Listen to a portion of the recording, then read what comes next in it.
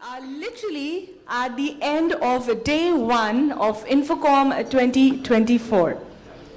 And this last session has been much awaited, and probably we kept this session at the last because we knew that we were going to have a strong audience footfall over here, especially for this session.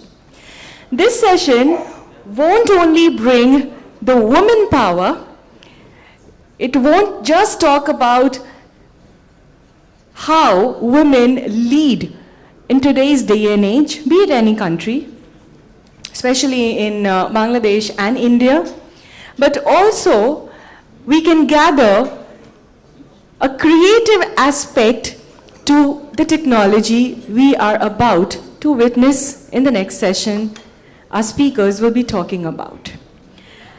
Me, being a woman myself, I am delighted and elated to call upon our esteemed panelists for this particular session coming up.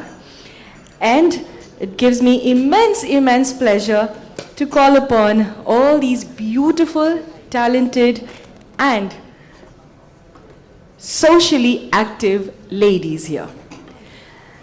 Our last panel for the day shall deliberate on women in technology. And for this, ladies and gentlemen, I shall now be calling on our panelists one by one. And এবার আপনাদের কাছে আমার একটা ছোট্ট অনুরোধ রইল, যেই মুহূর্তে আমি এক এক করে আমাদের প্যানেলিস্টকে ডাকবই মঞ্চে, যদি করতালিটা সেইভাবে হয়ে যায়, it would have been really appreciating. Not now. Hang on, I shall be calling on. Though I see the excitement, everyone, that makes me happy. All right, ladies and gentlemen, please put up your hands together large and loud as I call in our first panelist for this session, the President of Women and E-Commerce WE, Nasima Akhtar Nisha. A round of applause as I call upon, I request you ma'am to kindly join me rather on the dais here. Na, kortalita shebhabe hoyni actually. Ekটু jore. Thank you so much. Please help me welcome the CEO of Bcroy.com, Ms. Ishita Sharmin, on the stage here.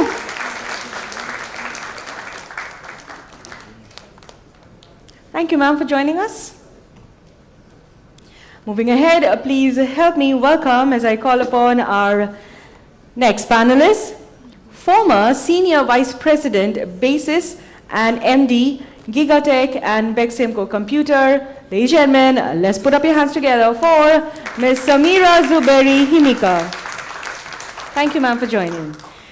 And let me now introduce you to the chairperson of this particular session. Ladies and gentlemen, please put up your hands together for Professor, Department of Robotics and Mechatronics Engineering, Dhaka University, Dr. Lafifa Jamal.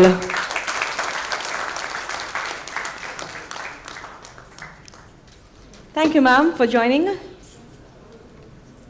Such happy faces, and definitely a session to look forward to. I would request you, ma'am, to kindly take the session forward from here.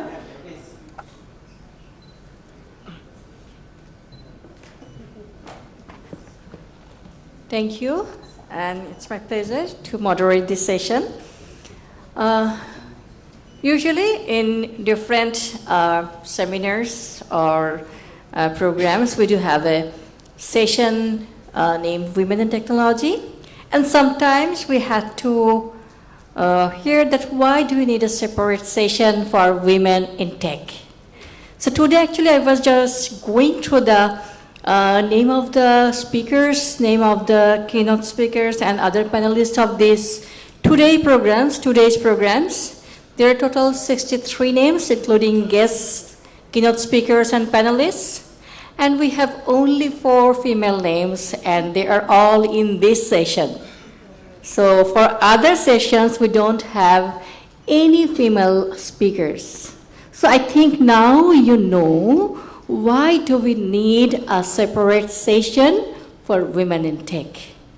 So actually we need to promote them, and we need to actually, I don't believe that there are no such women who can give the talk in the other tech sessions, especially in last Infocom. I also had a session in robotics and AI. So this time actually I am privileged to be here, but I think we need to include more women. And also if we see the audiences, so how many women we have? Okay. So actually very less women. So if we see the statistics, in Bangladesh, more or less 35% women pursue their studies in ICT and tech subjects. But if we go to in career life, usually we get 15 to 17% female who are pursuing their careers in ICT, but very less of them in policy making level. So most of them are in entry and mid level. So in policy making level, we get, I think, 0.1% female.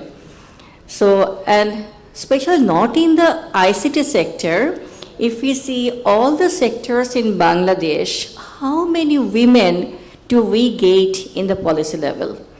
So actually there are very few, and usually when we participate in this type of sessions, Women in Tech, I think you all know 5 to 8 names, and you will actually see them in these sessions.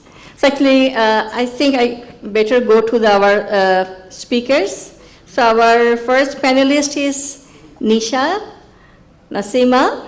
So she is the president of Women in E-Commerce, and Nisha actually, as far as I know, there are more than 20,000 e-commerce organizations in Bangladesh, and around 50% of them are women-led.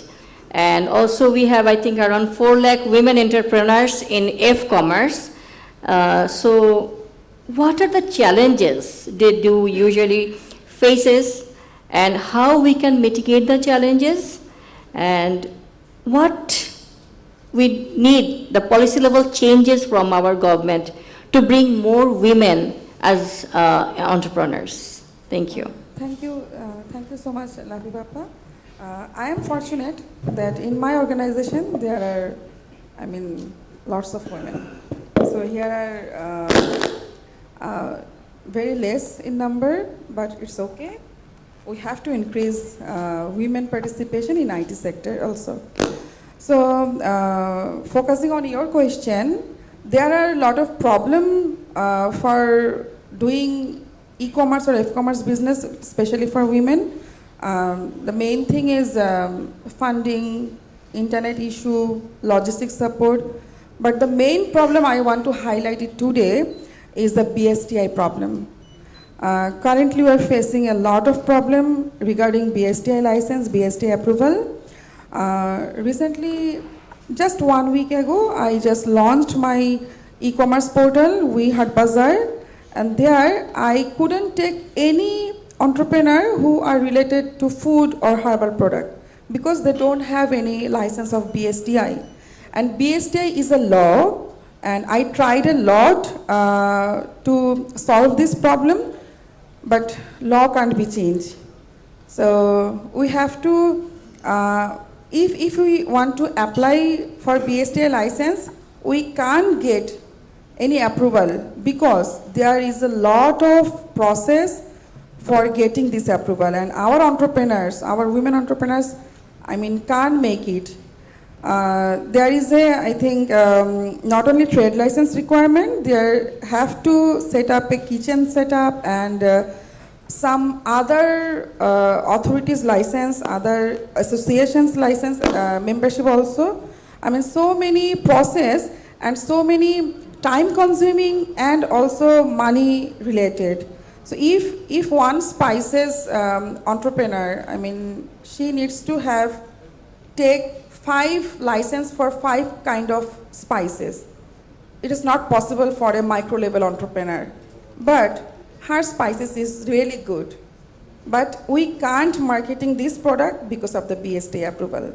So right now, if we want to escalate our women entrepreneurs, we have to solve this kind of problem.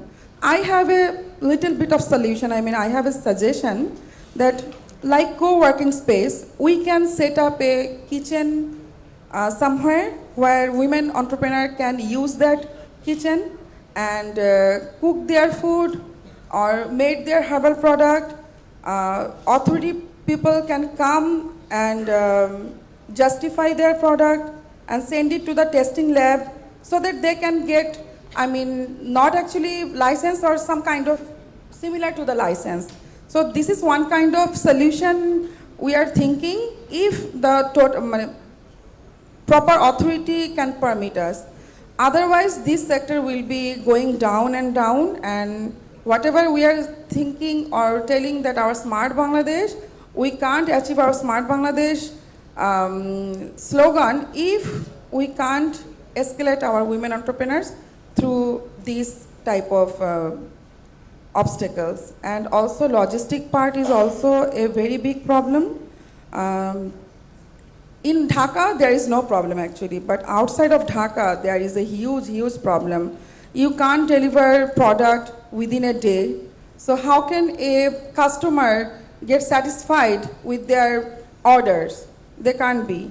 So we have to make a policy for day-to-day deliveries sector, and I think smart logistic can be applied for this, and postal service should be digitalized.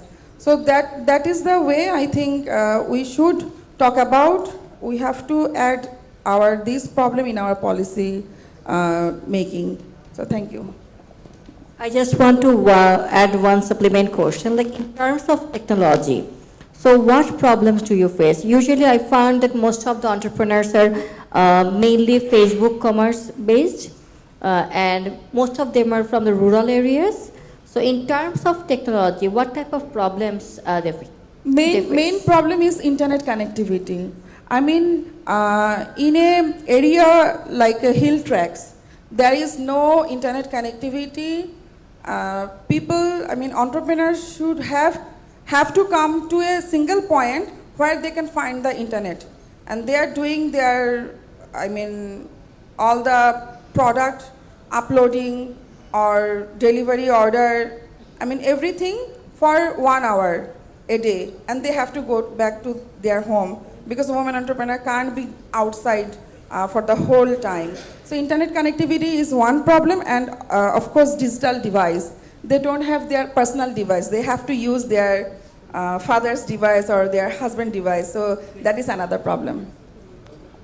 Okay, so actually we do have some digital device in terms of like internet speed in between rural and urban areas, and also like in the ownership. So we do have a research where we find that in most of the rural families, usually they share the digital devices, and especially like for the women, they don't have the ownership of that device. Sometimes they use the mobile phone of their father, or the mobile phone of her son, or the mobile phone of her husband.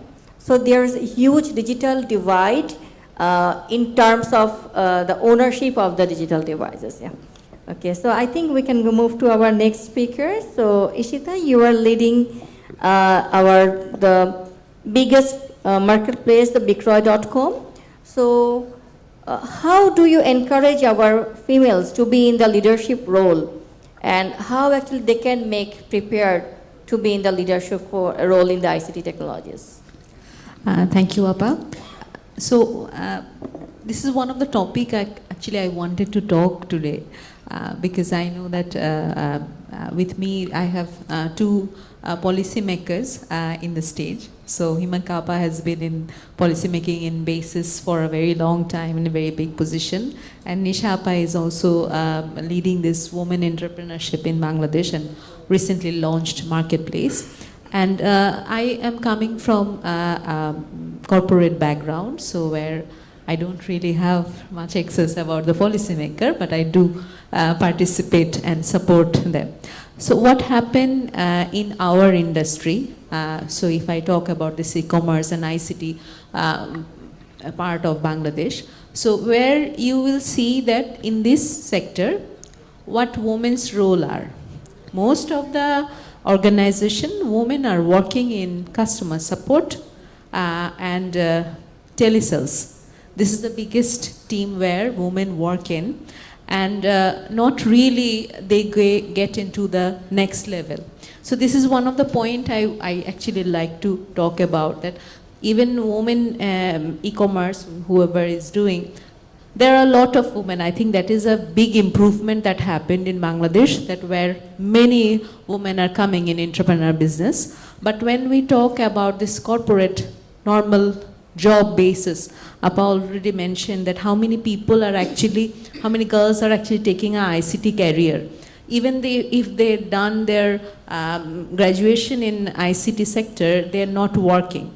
So most of the time, even they start work in a customer support division and or telesales division, and then they don't pursue their career to any next level.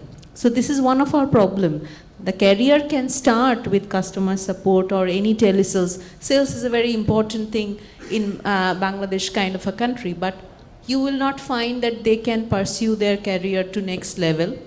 They don't get enough support both in the organization or from the family. That is a basic point. Also, they don't help themselves. The basic point that if I come from that, Bikroy actually is a marketplace where we support people to sell their second-hand item. This is one of the area actually where we actually say that you sell your second-hand handset or devices, where people who cannot afford it can buy one. This actually enables trading to everybody, but yet there is an issue that women doesn't really have this trading decisions as well. They cannot decide which device to buy, and they cannot buy it by themselves as well. They don't really have a F-commerce account like Bikash and everything. So that is also not there for most of the women, and they cannot do it. And if I talk about our business, very less females are actually working. We also actually work with 20,000 different business organizations, because this platform is actually very popular for selling cars and property. But you will not find that women are doing this type of business in Bangladesh. So they're not involved, but there are many companies, many things in property business. In any other country, you will see that women are playing a leading role. They're very well in sales. So, but in Bangladesh, unfortunately, we are not finding women are coming in here. So I do feel that the main problem is still basic, that we don't have internet access, we don't have the devices, and also we don't have the support from the family that we can go forward and pursue our career. So I would like to say that we need more actually encouragement from others and other partners, so that women can actually go to next level. In our organization, we try that women should not go out of their career, and from the basic career they can go to next level. So leadership level, I think that women, what they need, that they actually need to be a little supportive to themselves, so that they can get this support from their family. It's a big thing, that economic support, that if that can be felt to other people in the family, then I that it will get easier. And also from the policymaker level, if we make new roles and encourage girls and show them that whether the leadership role, how it can play well, and it will encourage more female to work in this field. That's why I think that it was very important for us to actually participate in this session. Thank you.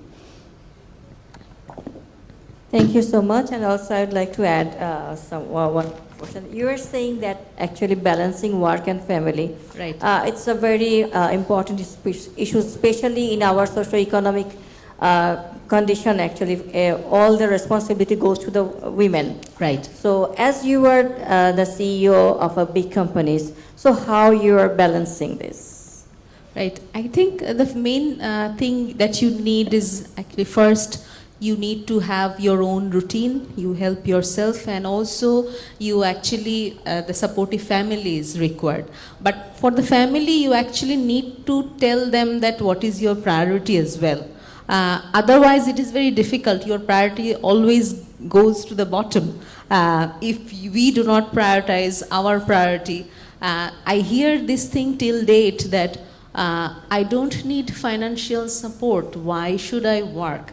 That is the concept still now with girls, and with I think that stigma had to go. And if we actually try to take this opportunity, then the society and family, everybody will support us. So I think that is how I balance that. I keep my priority as well. Okay, now we would like to go to our next speaker, Himika. Actually, I was going through your bio. So you are running one of the fastest growing tech company, which works with the frontier technologies like NLP, machine learning, computer vision, or AI. And also you are leading the largest system integration company implementing large automation projects for government, World Bank, ADBs. You are a co-founder of internationally award-winning 2D animation company. And so on, actually, it's going on. And also, like, you are the just immediate past senior vice president of BASIS, where you had to work in the policy level. So actually, I want to know about the journeys, your journeys, and especially for your companies, you are building the companies from the very scratch. So how you are going through, and what are the challenges, and what will be your advice to our females? Thank you so much. Looking at the audience, I just want to know how many are you from, not from Bangladesh? Like you're from other countries. So let's say 4 or 5 people. Okay. So I think it's very important to understand that the whole technology journey of the country picked up in last 7, 8 years only in that way. Before that, we were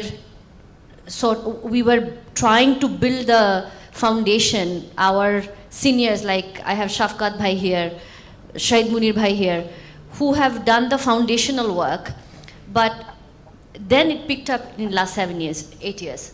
And you asked me about my journey. I did not come from technology background, meaning I'm not a computer science graduate. I studied in development studies and finance and media communication. What I realized in 2005, my first job was with UN. I was actually designing a master plan for Millennium Development Goal, SDG, all of it. And in that time, sustainability, all of these words were very important. And through that, I think I got to know the bottom of the pyramid, absolutely the marginalized people, as well as the policymakers in 2005. But eventually, when I became the deputy head and eventually head of BBC, and then I realized how media uses technology to spread the news, the story of the world beautifully throughout the world. And that changed my perception that Bangladesh's story can be only changed if we use technology and tell our story to whole world differently. And that got my attention, and I became an entrepreneur. I left everything and I started my first company. That's how I started as an entrepreneur. In last 12 years, what I've seen is that there are so many promising, amazing, talented women coming out from the university, from whatever subjects.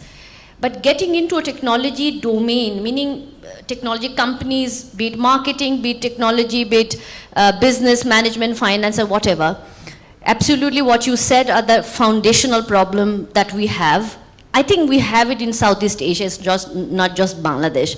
But at the same time, what I'm feeling every day in last 12 years is that the more you go in the top level, it becomes a very loner journey. And you don't get to talk to similar-minded people, especially women, in Bangladesh. Therefore, in many cases, I feel very, very lonely doing what I'm doing.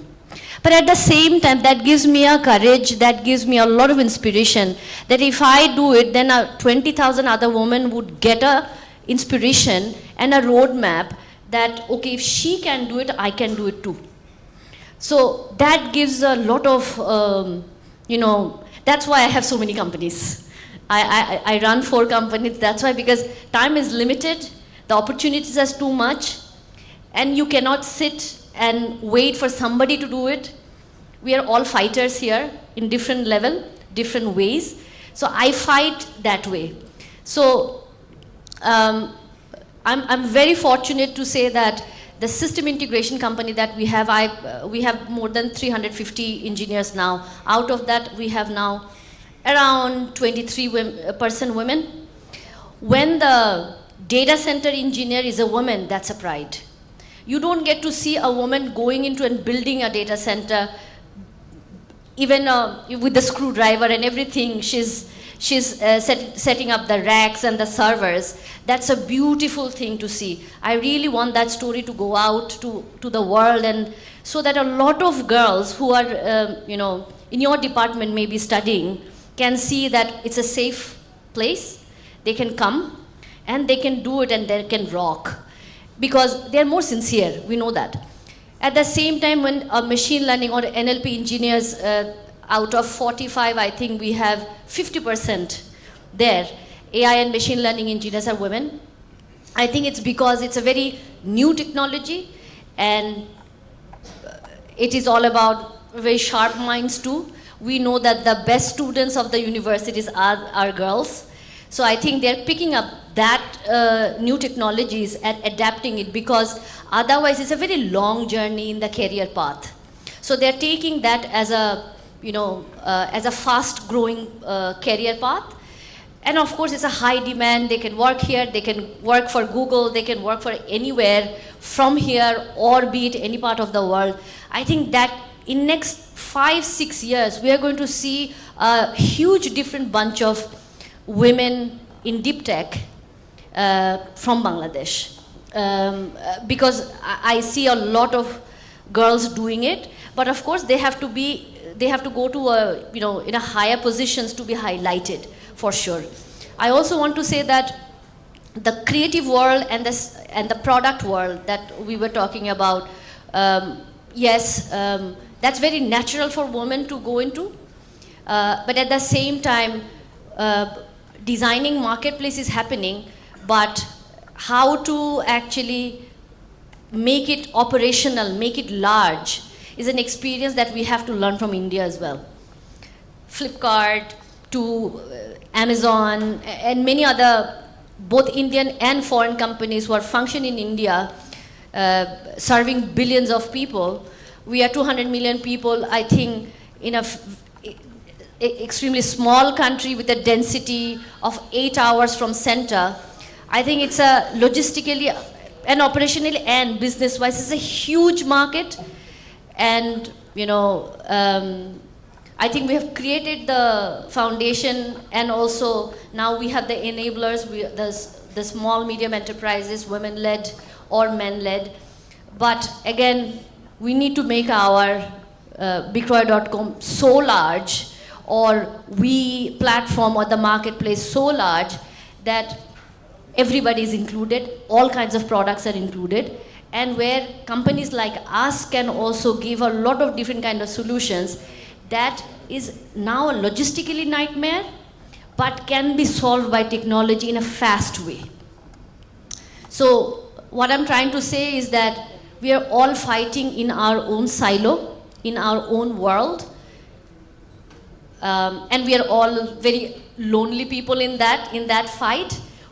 Of course, we meet in this kind of conferences and we feel like, oh, why didn't I tell Nisha about it before? Or I'm sure she's thinking, I could have asked Himika Apu for this solution.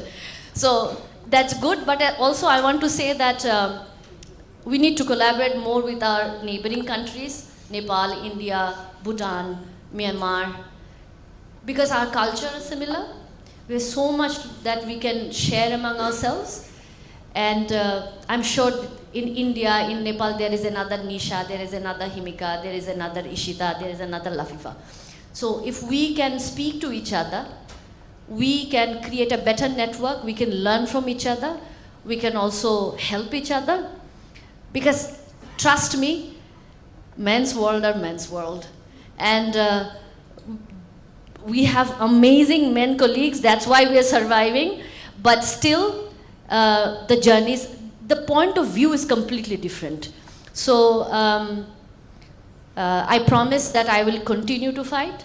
I promise that with basis, I mean, the association hat, or the policy hat, or the entrepreneur hat, or whatever hat I wear, I am open for anyone. If anybody wants to do enable Bangladesh or work in Bangladesh or work with us, any kind of lobbying required, Nisha, let's sit and let's do the BSTI thing happen. So thank you so much. Thank you for having me here. That's what I wanted to say. Thank you. Yeah. You pointed a very right thing. Like times are changing. Like when we started, like when I was in my first class in my undergrad studies, I was from the first batch of Dhaka University Computer Science Department, and in the very first class, I discovered that I am the only female student in my class. But now the times are changing. Like in Dhaka University last year, we got 51% female. It's where for the first time, the number of female is increasing. Yeah, so usually it was like 20-30%, then we got 40%, 45%. Last year it was 51%, and this time we do hope the better, more than 51%. But actually the other thing that Ishita mentioned, that we need a support from our families, and also we need to change our mindset up. So though I'm a faculty member from the Department of Robotics and Mechatronics Engineering, I do work very closely with our two ministries. One is the Ministry of ICT, and another is the Ministry of Education. So one day, like one of our senior male professors were asking that why do you are going here and there and you are doing a lot of things, you are a professor, you better concentrate on your class or in the lab. So I was saying that yes, I do concentrate on my classes, I do concentrate on my research, and I know that am doing the other works but not depriving my students, and actually I am maintaining everything equally. And he was saying that when you attended this meeting, how many attendees were there? Actually, how many stakeholders are there? I think around 15 to 20. And then he asked, how many females are there? So on that day, actually, I was the only female in the meeting of the ministry. And then said, yes, I was the only female here. You should not go to that meeting where there are no females. So one university professor, when advised me not to go to the meeting, high-level meeting where there are no female, so actually what we can expect from our society. So we need to change our mindset up. We need to encourage our females, and I think if we work together, so actually we are not the opposition, we have to work together. So when male and female will work together, we will get the support from our family, we will get the support from our society. I think no one can stop our females. Thank you very much. Well, thank you so much. And ma'am, on your last note, that the only thing which came to my mind was that we are already progressing on the pathway of changing our mind and our setup and what we think, and how women can actually be a very, very effective and an active and a profound member of the society in the development at large. And I enjoyed this session thoroughly, and probably another female counterpart of mine had just mentioned that probably this was the most fun and interesting session, right? If you think so, if you think alike, the applauses should be roaring in this hall. Thank you so much, thank you so much. And the most happiest person and the biggest smile in this hall, I shall be now requesting him to join me. Please put your hands together for the Chairman, Council for Communication and IT, SARC CCI, Mr. Shafqat Haider, on the stage to felicitate our beautiful, beautiful and very, very supremely talented ladies right here. Mr. Haider, I would request you to kindly felicitate the former Senior Vice President, Basis and MD, Gigs Tech and Beximco Computer, Ms. Samira Zuberi Himika. A huge round of applause, everybody. Ms. Himika, I must mention, I thoroughly enjoyed your last bit. And Mr. Haider, kindly felicitate our CEO of BigCroy.com, Ms. Ishita Sharmin. It is jore korotali hoye jak shobai mile, requesting. I would also request Mr. Haider to kindly felicitate the President of Women and E-Commerce We, Ms. Nasima Akhtar Nisha.